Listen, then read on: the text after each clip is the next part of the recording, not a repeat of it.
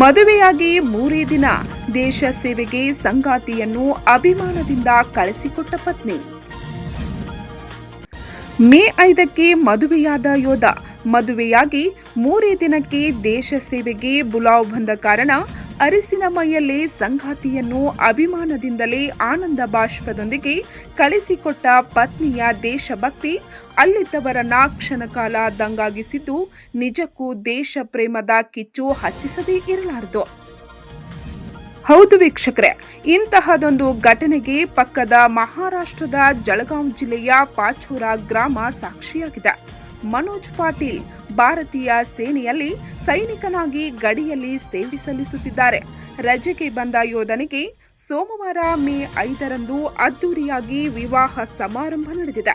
ಆದರೆ ಯೋಧನ ಮದುವೆಯ ಮರುದಿನವೇ ಅವರಿಗೆ ತುರ್ತಾಗಿ ಗಡಿಯಿಂದ ಕರೆ ಬಂದಿದೆ. ದೇಶವು ಪ್ರಸ್ತುತ ಯುದ್ಧ ಬಿಕ್ಕಟ್ಟನ್ನು ಎದುರಿಸುತ್ತಿರುವ ಬೆನ್ನಲ್ಲೇ ಪಹಲ್ಗಾಮ್ ದಾಳಿಯ ನಂತರ ಪಾಕಿಸ್ತಾನದೊಂದಿಗಿನ ಹೆಚ್ಚಿದ ಉದ್ವಿಗ್ನತೆಯಿಂದಾಗಿ ಗಡಿಯಲ್ಲಿ ಪರಿಸ್ಥಿತಿ ಹದಗೆಟ್ಟಿದೆ. ಭಾರತೀಯ ಸೇನೆ ಪಾಕಿಸ್ತಾನಿಗಳನ್ನು ಚೆನ್ನಾಗಿ ಹುಟ್ಟಡಗಿಸುವ ಕೆಲಸ ಮಾಡುತ್ತಿದೆ. ನಿನ್ನೆಯಿಂದ ನಡೆಯುತ್ತಿರುವ ಆಪರೇಷನ್ ಸಿಂಧೂರ್ನಿಂದಾಗಿ ಪಾಪಿ ಪಾಕಿಸ್ತಾನ ನಿದ್ರೆ ಕಳೆದುಕೊಂಡಿದೆ. ಈ ಎಲ್ಲ ಸಂದರ್ಭಗಳಲ್ಲಿ ಜವಾನ್ ಮನೋಜ್ ಪಾಟೀಲ್ ಅವರಿಗೆ ತಕ್ಷಣ ಸೇವೆಗೆ ಸೇರಲು ಕರೆ ಬಂದಿದ್ದು ಕುಟುಂಬಸ್ಥರು ಕಣ್ಣೀರು ಹಾಕಿದ್ದಾರೆ.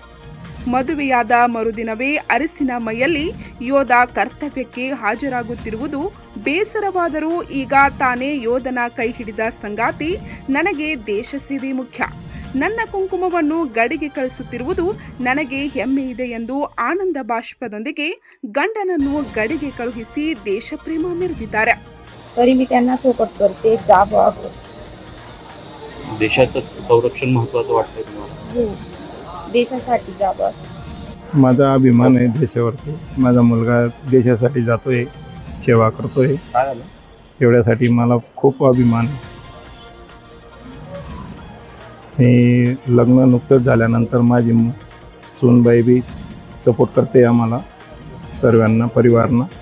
आमच्या त्याला शुभेच्छा आहेत. काय वाटतंय तुम्हाला? एकदम छातीची उडी झाली माझी.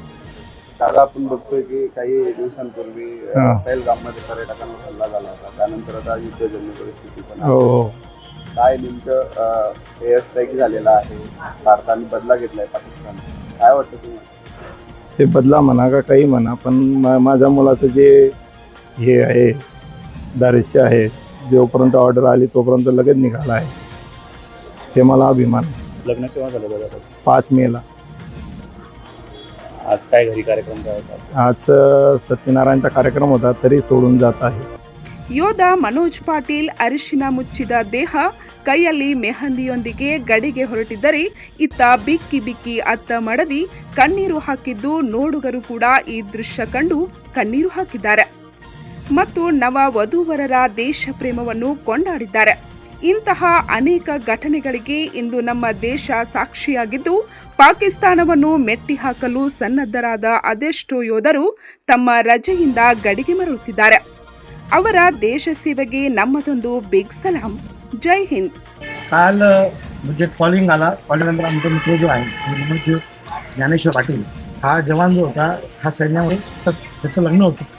लग्न झाल्यानंतर त्याची हळद ही भेटली नाही, मग मेही नाही कॉल त्यावेळेला तो विचार न करतो आज लगेच गेला आहे. हा आमच्या पाचोरा शहराला नव्हे तर या उत्तर महाराष्ट्राला खूप अभिमानाचा आणि गर्वाचा विषय आहे.